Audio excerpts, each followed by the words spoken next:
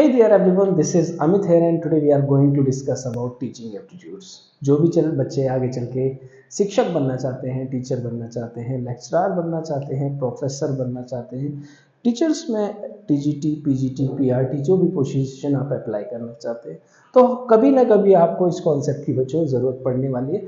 और क्या होता है टीचिंग एप्टीट्यूड? देखो नाम से ही पता लग रहा है, जो भी बच्चे टीचर बनना चाहते हैं तो उनके अंदर क्या एप्टीट्यूड्स, क्या क्षमताएं होनी चाहिए, है ना। टीचर बनने के लिए आपका एटीट्यूड कैसा होना चाहिए, आप लेक्चर्स किस तरीके से बच्चों को डिलीवर करेंगे कि बेहतर तरीके से बच्चे आपके लेक्चर्स को गेन कर पाए। कुछ बच्चे क्लास के अंदर बच्चों बहुत शरारती भी होते हैं, तो उन बच्चों से आपको कैसे डील करना है। या कुछ बच्चे बहुत इंटेलिजेंट हैं, तो उन बच्चों से आपको किस तरीके से डील करना है। सारी चीज़ें आज की इस वीडियो में हम समझने वाले। चलिए एक एग्जाम्पल से बच्चे शुरुआत करते हैं हम अपने लेक्चर की। ठीक है, चलिए पहला तो हमने देखा है कि भाई टीचिंग एप्टीट्यूड हमारा कॉन्सेप्ट है आज का, और इसको ध्यान से देखें तो टीचिंग प्लस एप्टीट्यूड। टीचिंग के लिए आपको हमेशा एक लर्नर की तरह रहना पड़ेगा बच्चों। जब तक आप एक लर्नर की तरह अपने एटीट्यूड को नहीं रखोगे तो आप टीचिंग में सक्सेसफुल नहीं हो पाओगे। चलो एक एग्जाम्पल लेते हैं और उसके थ्रू समझते हैं कि भाई चलिए बताना है आप लोगों को। मेरे पास 3 टाइप के टीचर्स हैं। एग्जाम्पल के लिए 3 टीचर्स आए। एक टीचर थे जिनके पास बहुत ही ज्यादा नॉलेज और बहुत ही ज्यादा एक्सपीरियंस था बच्चों। बहुत ही ज्यादा नॉलेज थी, एक्सपीरियंस भी बहुत सालों का था और नॉलेज भी। लेकिन उनके साथ थोड़ी सी दिक्कत ये थी कि उनका ना कम्युनिकेशन लेवल, बच्चों कम्युनिकेशन की बात करूं, कम्युनिकेशन लेवल बहुत वीक था। जब वो बच्चों से बात कर रहे हैं तो अच्छे से कम्युनिकेट नहीं कर पा रहे। लेकिन जब आप बच्चों से कम्युनिकेट नहीं कर पाएंगे तो जो भी आपकी लर्निंग है या टीचिंग है वो बच्चों तक कैसे डिलीवर हो पाएगी। ठीक है, दूसरे नंबर पे मेरे पास एक टीचर आए और उन्हें की बात करूं तो भाई उनका कम्युनिकेशन लेवल बहुत ही अच्छा था। कम्युनिकेशन लेवल बहुत ही अच्छा था, ठीक है। लेकिन बात करूं नॉलेज की, उनकी नॉलेज थोड़ी कम थी और एक्सपीरियंस भी कम था। उनको नॉलेज थोड़ी कम थी और एक्सपीरियंस भी कम था, लेकिन कम्युनिकेशन लेवल अच्छा था। मैंने उनसे 2 टॉपिक्स के बारे में डिस्कस किया, लेकिन 2 टॉपिक की उन्हें जो नॉलेज थी वो एक्सीलेंट थी। तो इससे क्या साबित होता है कि भाई बेशक टीचर को थोड़ी नॉलेज कम है लेकिन कम्युनिकेशन स्किल अच्छी है, तो उस नॉलेज को वो गेन करके, कम्युनिकेट करके बच्चों तक अपने डिलीवरी लेक्चर्स अच्छे से प्रोवाइड करा सकते हैं। चलिए अब मेरे पास तीसरे टाइप के टीचर आए जिन्होंने पास बहुत ही अच्छी नॉलेज थी, जिनके पास बहुत ही अच्छी नॉलेज थी और साथ में प्लस पॉइंट था कि भाई उनका कम्युनिकेशन स्किल भी बहुत अच्छा था। कम्युनिकेशन स्किल भी बहुत ही अच्छा था, दोनों ही चीजें हाई। अगर मैं बात करूं कि अब आपको तीनों टीचर्स को रैंक करना है बच्चों, तो कैसे रैंक किया जाए। जब एक बार मैंने डिस्कस किया था बहुत सारे स्टूडेंट्स के साथ, तो हमारा नतीजा यही निकला था कि भाई हमने फर्स्ट नंबर पर इन टीचर्स को रखा था। क्यों?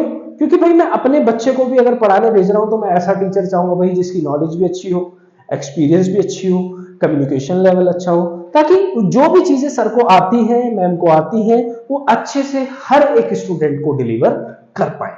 ठीक है, तो फर्स्ट नंबर पर। लेकिन अब कंफ्यूजन आती है कि भाई सेकंड नंबर पर किस टीचर को रखें।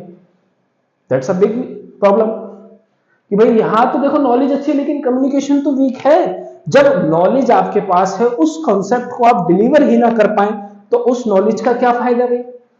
How will you be a good teacher? कैसे आप एक अच्छे शिक्षक बनेंगे? सवाल ये आता है ना। तो जब हमने बहुत सारे बच्चों से, बहुत सारे टीचर से डिस्कस किया इस चीज को, तो सबने कहा कि भाई सेकंड नंबर पे जो है रैंकिंग हम इस टीचर को देंगे जिसका कम्युनिकेशन लेवल बहुत अच्छा है, बेशक नॉलेज कम है, वो धीरे धीरे लर्निंग करते हुए नॉलेज भी और एक्सपीरियंस को गेन कर लेंगे। और लास्टली थर्ड नंबर हमने इस टीचर को दिया। तो यहां से हमें क्या समझा बच्चों कि टीचिंग के लिए नॉलेज के साथ साथ आपकी कम्युनिकेशन स्किल्स भी अच्छी होनी चाहिए, क्योंकि जब तक आप अपने लेक्चर्स को, स्टूडेंट्स को अच्छे से डिलीवर ही नहीं कर पाएंगे तो आप एक अच्छा टीचर नहीं बन पाएंगे। ठीक है, चलिए अब सपोज करते हैं एक एग्जाम्पल के लिए आप कॉलेज में गए, कहां गए बच्चों, देखिए कॉलेज में गए, कहां गए, कॉलेज में। अब कॉलेज में जब मैं गया एग्जाम्पल के लिए तो मैंने दो टाइप के टीचर्स को देखा। एक टीचर्स थे जो सालों से वहां पे लेक्चर्स ले रहे थे, बहुत ही एक्सपीरियंस टीचर थे, ठीक है। लेट्स से कि उनको हमारा 3 या 4 साल का एक्सपीरियंस था, 4 ईयर का एक्सपीरियंस था, 4 साल का एक्सपीरियंस था मोटा मोटा। लेकिन एक टीचर जो है वो फ्रेशर के लिए आए, है ना, एक टीचर जो थे वो फ्रेशर के लिए आए। अब मैं क्या उम्मीद रखता हूं कि कॉलेज के स्टूडेंट्स को कौन सा टीचर ज्यादा बेहतर पढ़ा सकता है, 4 साल एक्सपीरियंस वाला या फिर जो टीचर फ्रेशर आया है वो उस टीचर बच्चों को, इस जो कॉलेज के बच्चे हैं उनको अच्छे से पढ़ा सकता है। भाई हो सकता है कि अगर जो एक्सपीरियंस फॉर ये अपनी स्किल्स को अपडेट नहीं कर रहे हैं, इन्होंने एक बार कोई कॉन्सेप्ट पढ़ लिया उसी तरीके से बस बच्चों को डिलीवर करते जा रहे हैं, बच्चों को समझ में आए या ना आए इनको मतलब नहीं है। तो यहां पे अब नीड पड़ेगी भाई इनको अपनी स्किल्स को क्या करें, अपडेट करें, क्या करें, स्किल्स को अपडेट करें।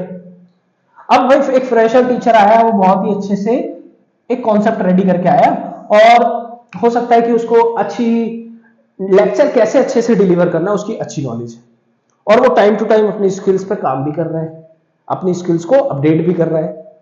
तो बेहतर जरूरी नहीं है कि भाई फ्रेशर जो है हमारा वो लेक्चर अच्छे से ना प्रोवाइड पाए, चांसेस है, प्रोबेबिलिटी है कि एक फ्रेशर भी अच्छे से आपके बच्चे को लेक्चर स्टूडेंट्स को डिलीवर कर सकता है। बस इस फ्रेशर टीचर का क्या होना चाहिए बच्चे, माइंडसेट होना चाहिए।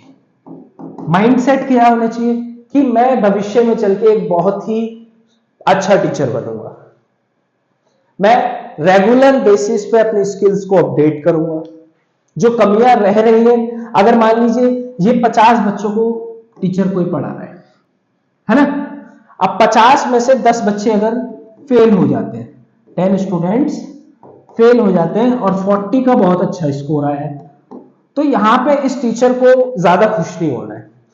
अब इस टीचर का माइंडसेट ये भी रहना चाहिए कि भाई ये 10 बच्चे फेल क्यों हुए, सारे के सारे बच्चे तो मेरी क्लासेस में थे। भाई जो बच्चे टॉप कर रहे हैं, जो खुद से पढ़ रहे हैं, वो तो पढ़ ही लेते हैं। असली टीचर तो वो है जो लो लेवल के टीचर को भी, लो लेवल के बच्चे को भी टॉप पे लाके रखते हैं। तो यही सारी चीजें हम टीचिंग एप्टीट्यूड में डिस्कस करेंगे। तो पहला सवाल आप अपने आप से पूछिए कि आप एक फैंटास्टिक टीचर हैं क्या, नहीं है फ्यूचर में जाके आप एक फैंटास्टिक टीचर बनेंगे। अगर जवाब हाँ है तो आप बन जाइए, लेकिन आप कंफ्यूज हैं कि मैं बन पाऊंगा या नहीं, या आप कह रहे हैं यार मैं नहीं बन पाऊंगा अच्छा टीचर। तो सबसे पहले आपको अपने माइंडसेट को इंप्रूव करना पड़ेगा कि मैं बनूंगा टीचर अच्छा या नहीं, ठीक है।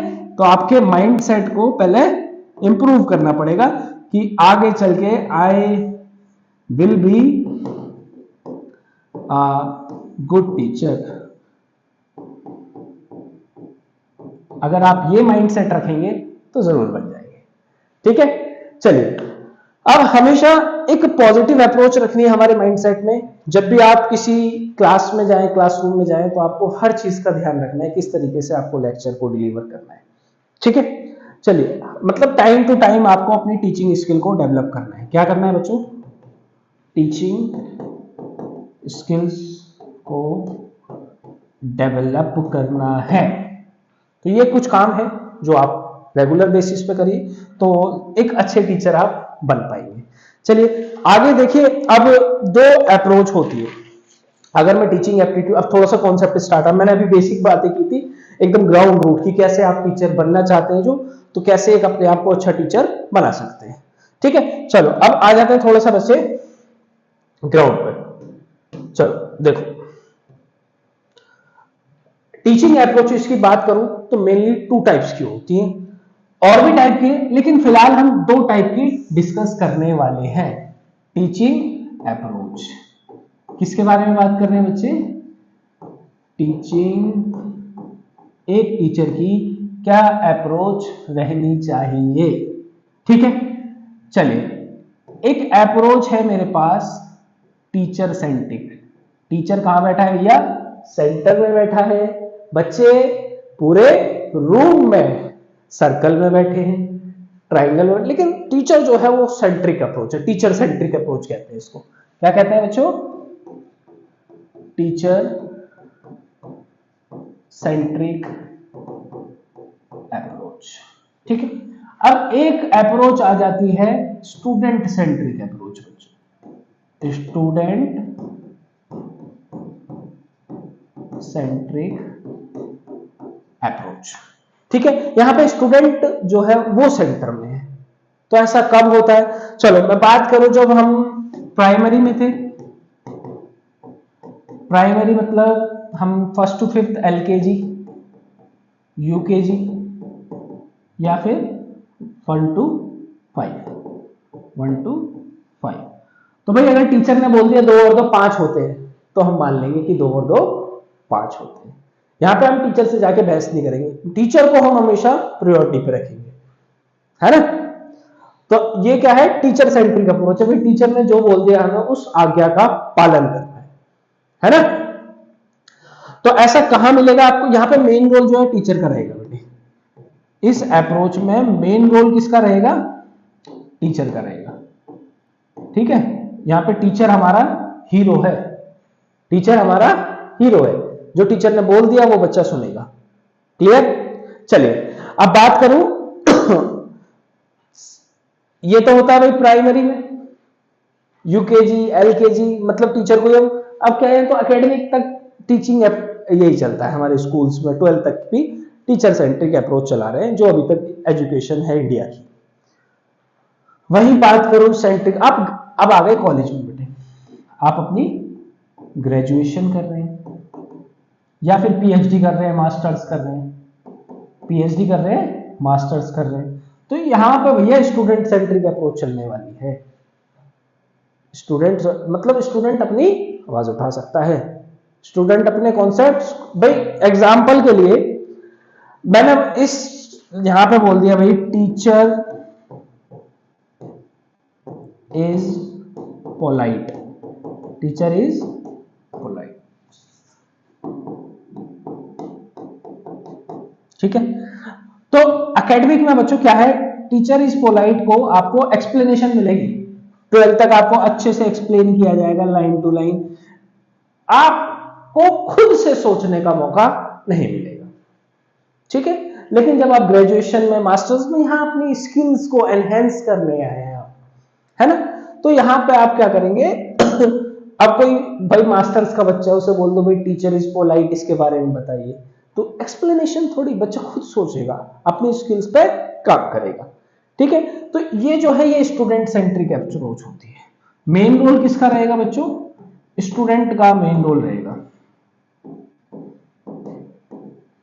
स्टूडेंट का मेन रोल यहां पे रहना है। यहां पे हमारे चाइल्ड वाले और यहां पे जो बच्चे आते हैं मोस्टली हमारे एडल्ट्स आ जाते हैं। तो ये 2 तरीके की अप्रोच है। चलो मैं आपके सामने ना कुछ एग्जांपल लेने वाला हूं, आपको बताना है कि वो बच्चा स्टूडेंट सेंट्रिक अप्रोच में है या टीचर सेंट्रिक अप्रोच में है।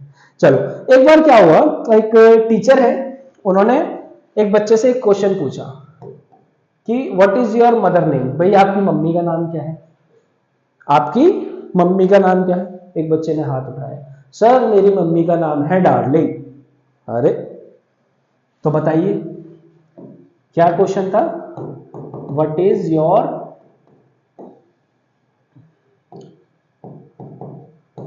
Mother's name? तो बच्चे ने जवाब क्या दिया बेटे?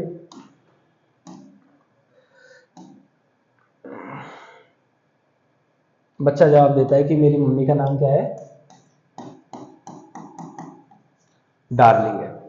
तो बताइए ये जो बच्चा है टीचर सेंट्रिक अप्रोच में है, मतलब अपने प्राइमरी में एकेडमिक सेशन में चल रहा है, या स्टूडेंट सेंट्रिक अप्रोच में?